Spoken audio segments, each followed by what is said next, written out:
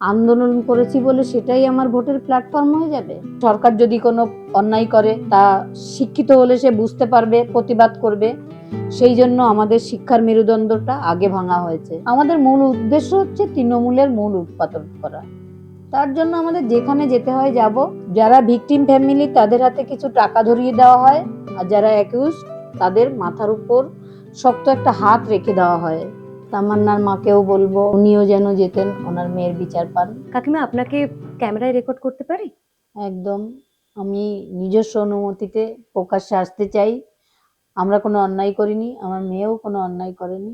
আমরা প্রকাশ্যে আসতে চাই, ক্যামেরার পেছনে থাকতে চাই না। যে নারীদের নিরাপত্তা এবং নারী সুরক্ষা আর যে রন্ধে রন্ধে পশ্চিমবঙ্গের দুর্নীতি, কোনো মানুষই ভালো নেই। তাই আমি এই তৃণমূলের পুরো মূলটাকেই উপড়ে ফেলার জন্য আমি বিজেপিতে যোগ দিয়েছি। আপনি ইতোমধ্যে স্পষ্ট করে দিয়েছেন আপনি বিজেপিতে যোগ দিয়েছেন এবং আপনি প্রার্থী হতে চান মূলত নারী সুরক্ষার বিষয় এবং রাজ্যে যে দুর্নীতি তার বিরুদ্ধে লড়ার জন্য। আহ, কিন্তু তারপরেও বারবার প্রশ্নগুলো উঠছে, কেন এই সিদ্ধান্ত? কোনো কি চাপ কাজ করছিল? না, এটা আমার একদম নিজস্ব সিদ্ধান্ত। আমাদের বিচার পাওয়ার যে লড়াই, আমার মনে হয়েছে বিজেপিতে যোগ দিলে আমার লড়াইটা একটু সহজ হবে, তাই আমি বিজেপিতে যোগ দিয়েছি। কেন বিজেপিতে যোগ দিলে লড়াই সহজ হবে কেন মনে হয়েছে? মানে আমার মেয়েটাকে মেরেছে এই স্বাস্থ্যমন্ত্রী, এই তৃণমূল সরকার। আজকে আমার একটা সোনার সংসার এই তৃণমূল সরকার এবং এই আরজিকর হসপিটালের যারা মাথা, তাদের জন্য পুরো ভেঙে চুরে চুরমার হয়ে গেছে। কিচ্ছু নেই আমাদের। মেয়ে হারানোর সাথে সাথে তার স্বপ্ন সমস্ত চলে গেছে। আমাদের আর কিচ্ছু পাওয়ার নেই, শুধু মেয়ের ন্যায় বিচার। আর তার সঙ্গে সঙ্গে এই সমাজের যে দুরবস্থা, মানুষের যে হাহাকার, পরবর্তী প্রজন্মের জন্য একটা সুস্থ সমাজ যদি আমি রেখে যেতে পারি, সেটাই আমার পরম পাওয়া হবে। সেটা মনে করেই আমি বিজেপি ছাড়া আর কাউকে খুঁজে পাইনি বিরোধী দল হিসাবে, তাই বিজেপি জয়েন করেছি তৃণমূলকে সমূলে উৎপাদন করার জন্য। কাকিমা, আপনি আমাকে যখন সাক্ষাৎকার এর আগে দিয়েছেন আপনি বলেছেন যে সিবিআই কোনো কাজ করেনি, রাজ্য পুলিশ যা করেছিল সেটাকেই সিবিআই কোর্টের সামনে পেশ করেছে।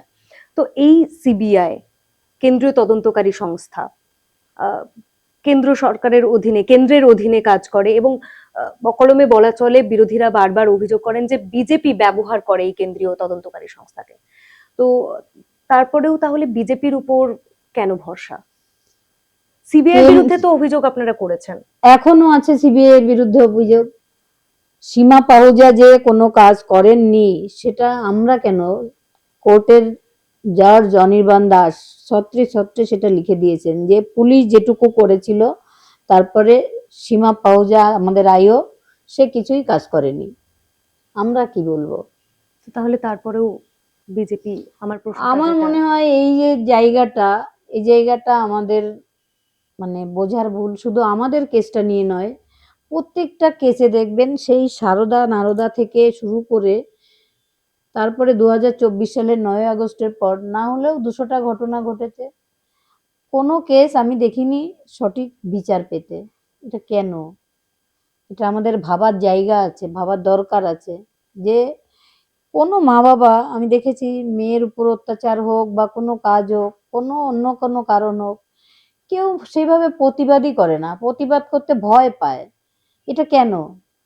যারা ভিকটিম ফ্যামিলি তাদের হাতে কিছু টাকা ধরিয়ে দেওয়া হয়, আর যারা অ্যাকিউজ তাদের মাথার উপর শক্ত একটা হাত রেখে দেওয়া হয় তাকে সুরক্ষা দেওয়ার জন্য।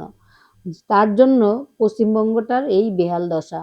আজকে যে চাকরিহারারা রাস্তায়, চাকরিহারারা যেমন আমি বলবো সরকার চাকরি বিক্রি করেছে এবং যারা চাকরিটা কিনেছে তারাও সবটুকু আমি টাকা দিয়ে চাকরিটা কিনলাম, তো তারাও ভাবেনি যে আমরা এটা যোগ্য কিনা। তার মানে মানুষের আমাদের চেতনার অভাব রয়েছে। চেতনা মানেটা কি? শিক্ষা। মানুষের শিক্ষার অভাব রয়েছে। শিক্ষাটা যদি আমাদের রাজ্যে পুরোপুরি শেষ হয়ে গেছে। যদি শিক্ষাটা থাকতো, শিক্ষিত লোক হলে চাকরির জন্য কাজ চাইবে, অন্যায় করলে সরকার যদি কোনো অন্যায় করে তা শিক্ষিত হলে সে বুঝতে পারবে, প্রতিবাদ করবে। সেই জন্য আমাদের শিক্ষার মেরুদণ্ডটা আগে ভাঙা হয়েছে। এটা বুঝতে হবে মানুষেরই, মানুষকেই সচেতন হতে হবে। আমাদের শিক্ষা, স্বাস্থ্য, এই যে স্বাস্থ্য দপ্তরে দেখলেন পরশুদিন একজন, তার ছেলের হাত ভেঙে গেছে ট্রমা কেয়ার বিল্ডিং এ লিফটে আর্জিকর। আটকে, সেটাও একটা আর্জিকর। আজকে তার বাবা মাকে আমি ফোন করেছিলাম, তারা যে হাউমাউ করে কান্নাকাটি করছিল। আমার মেয়েটা যেদিন চলে গেছিল সেদিন আমার ওই কান্নাটাও আসেনি। আমি শোকে কি বলবো, পাথর হয় না, সেই পাথর হয়ে গেছিলাম, আমি কাঁদতেও ভুলে গেছিলাম। কি হচ্ছে আমাদের সঙ্গে এটা? তো প্রত্যেক মানুষের এই যে দুর্গতি, এটা আমাদের এই তৃণমূল সরকারই করছে। আমাদের মূল উদ্দেশ্য হচ্ছে তৃণমূলের মূল উৎপাদন করা। তার জন্য আমাদের যেখানে যেতে হয় যাব। আমার মেয়ের ন্যায় বিচার পেলে আমাদের একটু শান্তি হবে। তাছাড়া আমার ঘর শূন্য শূন্যই থাকবে, তার কোনো স্বপ্ন আমরা পূরণ আর করতে পারবো না। কিন্তু পারবো তার যে সেবা দিত পরিষেবা, তার যে নামটা পৃথিবীতে মুছে যেতে দেব না আমি। আমি তার নাম স্বর্ণাক্ষরে লিখে যাব, এবং সমস্ত বাচ্চাদের যদি আমি একটু সুরক্ষিত সমাজ দিয়ে যেতে পারি, সেই যে সুকান্ত ভট্টাচার্যের যেমন কথায়, এ শিশুকে এ বিশ্বের বাসযোগ্য করে যাব আমি, এ আমার দৃঢ় অঙ্গীকার। আমারও সেই এই অঙ্গীকার পৃথিবীকে শিশু এই বাসযোগ্য। পৃথিবীকে। বুঝতে পারছি। কাকিমা, হয়তো আপনার আমার কথাতেও হয়তো আপনি বুঝতে পারছেন না আমি কি বলতে চাইছি। এই যে সিপিএম বা বামেরা একটা বিষয় বলে থাকেন যে তৃণমূল বিজেপির সেটিং আছে, আমি এই প্রসঙ্গটাই তুলতে চাইছিলাম আসলে। আমি আহ, আসলে এবং ওই দিকে যাবই না, কাউকে ওই কথাটার উত্তর আমি দেব না এখন। ওটা দেওয়ার জন্য সময় দেবেন। কারণ এই যে আপনি দুর্নীতির প্রসঙ্গ বা স্বাস্থ্য ক্ষেত্রের প্রসঙ্গগুলো তুললেন না, তো সামনে আসে, কিন্তু তার কেন্দ্রীয় তদন্তকারী সংস্থায় তদন্ত করে, কিন্তু তারপর কেসগুলো কোথাও গিয়ে যেন একটা ঠান্ডা ঘরে চলে যায়, সেগুলোর আলটিমেটলি আমরা শেষ অবধি পৌঁছতে পারি না, বা একটা যে বিচার হয়েছে আপনি যেটা বলছেন কোনো কিছুর ন্যায় বিচার পাওয়া যায় না, সেই অবধি পৌঁছানো যায় না। এখানেই এই তৃণমূল এবং বিজেপির মধ্যে সেটিং দেখতে পান বামেরা। আর বামেদের সময় কি দেখতে পেতেন? আমি ওইসব কোনো কোশ্চেনের আমি এখন উত্তর দেব না, এটা সময়ই ঠিক করবে, আহ, সময় বলে দেবে এটা সব। তবে একটা বিষয় নিয়ে খুব কথা হচ্ছে, কলতান এবং মীনাক্ষীকে নিয়ে, মানে কলতান দাশগুপ্ত, মীনাক্ষী মুখার্জি, তাদের ভূমিকাকে কিভাবে দেখেন? অস্বীকার করবেন? না, ওরা চেষ্টা করেছিল প্রথম দিন থেকে। ওরাও যেমন চেষ্টা করেছিল গাড়িটা আটকানোর, তেমনি কৌস্তব বাগচি, সজলদা, অগ্নিমিত্রা পাল এরাও চেষ্টা করেছিল। কিন্তু পুলিশ সেদিন এত অ্যাক্টিভ ছিল, আমরা তো পারিনি কিছু করতে, আর ওরাও পারেনি। একটা আন্দোলন করলাম, আমি কাউকে ছোট করে কোনো কথা বলতে চাই না, আন্দোলন করেছি বলে সেটাই আমার ভোটের প্ল্যাটফর্ম হয়ে যাবে, এটা আমি মানতে পারিনি, সত্যিই পারিনি মানতে মন থেকে। আমি তো মা, আমার ওটা কষ্ট হয়েছে, প্রচন্ড যন্ত্রণা দিয়েছে আমাকে ওই দিনের সমস্ত ভিডিওগুলো ওরা বারবার চালিয়ে, যে আমরা এটা করেছিলাম। করেছিলাম, করার মধ্যে কি হয়েছিল সেদিন করে? কি আলটিমেট কোনো ফল হয়েছিল? আমরা তো ডেড বডিটা রাখতে পেরেছিলাম না, আমরা তো 2 ঘন্টা টালা থানায় বসেছিলাম, ডেড বডিটা তো এখানে বেওয়ারিশ লাশের মতো ফেলে রেখেছিল, সেটা তো কথা ছিল না। যদি পারতো আটকাতে, আমরা যদি পারতাম আটকাতে, হয়তো আমাদের বিচারটা এতদিন হয়ে যেত। এটা নিয়ে এত কথা কাটাকাটি করছে, করুক, আমি ওসব গায়ে মাখি না। তামান্নার মাও প্রার্থী হয়েছেন সিপিএম এ, কিছু বলবেন? তামান্নার মাকেও বলবো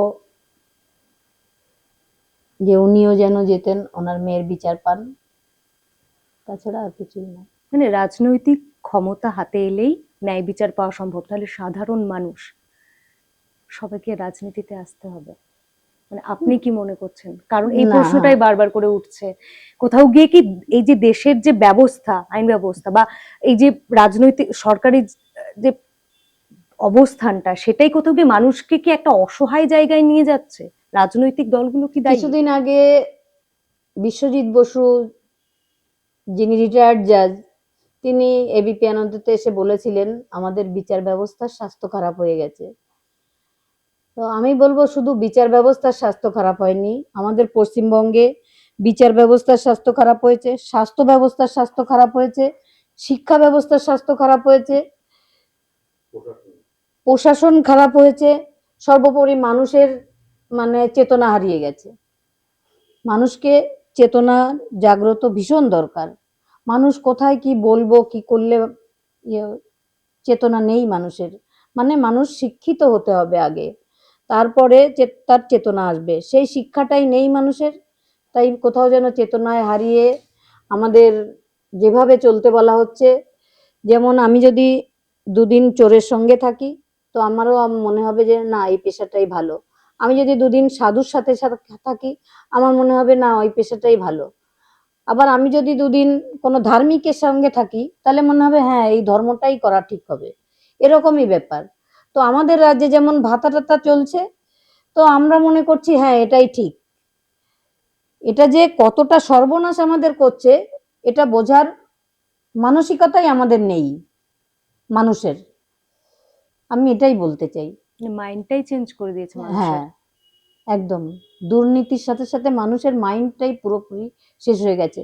মানুষ মানে নিজের দুর্নীতিটাকে এখন মানুষ স্বাভাবিক হিসেবে নিচ্ছে যে দুর্নীতি তো হবেই। হবেই, দুর্নীতি হবেই। আর যারা দুর্নীতি করবে তাদের উপর প্রশাসনের পুরো মদত থাকবে, সে বেরিয়েও যাবে। এই জন্য দুর্নীতি এত বেড়ে যাচ্ছে। আচ্ছা, বিজেপি ক্ষমতায় এলে কি কি পদক্ষেপ নেওয়া হবে? আমার সাথে এখনো ওইসব ভাবে কোনোভাবে ঠিক হয়নি, কিন্তু আমি বলবো প্রথমে আমার মেয়ের বিচার, তারপরে আমি নারী সম্মান, নারী সুরক্ষা এবং শিক্ষা যে ব্যবস্থাটা একেবারে পঙ্গু হয়েছে এসবগুলোতেই দৃষ্টি আকর্ষণ করার জন্য। আচ্ছা, সারা দেশে এই যে মেয়েদের ন্যায় বিচারের ক্ষেত্রে, কারণ আমরা জানি আপনিও বলছিলেন যে প্রতিদিন এরকম হাজারো ঘটনা ঘটে চলে মেয়েদের সঙ্গে অন্যায়ের ঘটনা। মেয়েদের ন্যায় বিচার পাওয়ার ক্ষেত্রে বিজেপি কি এমন কোনো দৃষ্টান্তমূলক পদক্ষেপ নিতে পেরেছে আপনার মতে?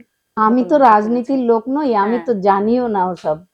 শুধু আপনার মনে হয়েছে যে বিজেপি এখানে বিরোধী শক্তিশালী, তাই আপনি খড়কুটোর মতো যেটা সামনে পেয়েছেন সেটাই ধরেছেন, মেয়ের ন্যায় বিচার পাওয়াটাই লক্ষ্য।